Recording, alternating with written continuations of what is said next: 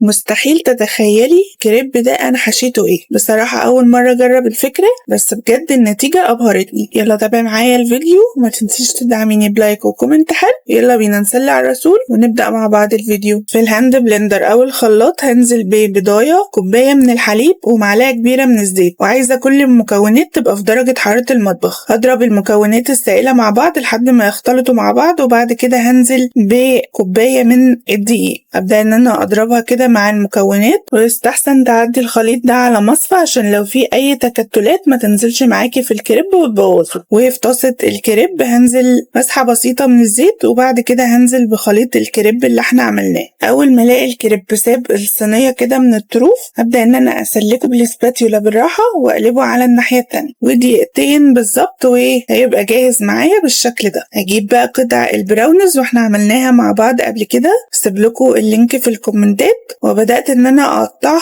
واحشي بيها الكريب واقفله بالشكل اللي انتوا شايفينه ده. ننزل عليها بقى بشوكولاتة كده اسبريد انا مسيحاها في الميكروويف، ونزلت عليها كمان بخطوط من الوايت شوكليت والدارك شوكليت. كمان انتي لو حابة تغيري في تغطية الكريب بأي حاجة انتي بتحبيها غير الشوكولاتة مفيش مشكلة، يعني ممكن تعملي لوتس، تعملي كندر، تعملي بوستاشيو اللي متوفر عندك. وبدأت بقى ان انا اعمل لهم شكل كده بخلة السنان رايح جاي زي ما انتوا شايفين. بدأت بقى ان انا اقطعه عشان اوريكم شكله من جوه. بجد تحفة قوي وطعمه خطير وبيدوب في البق كده، وحاجة بجد قنبلة شوكولاتة لعشاق الشوكولاتة. جربوه، متأكدة ان هو يعجب. اتمنى يكون فيديو النهاردة عجبكم. ما تنسوش اللايك والشير. كان معاكم إسراء، سلام.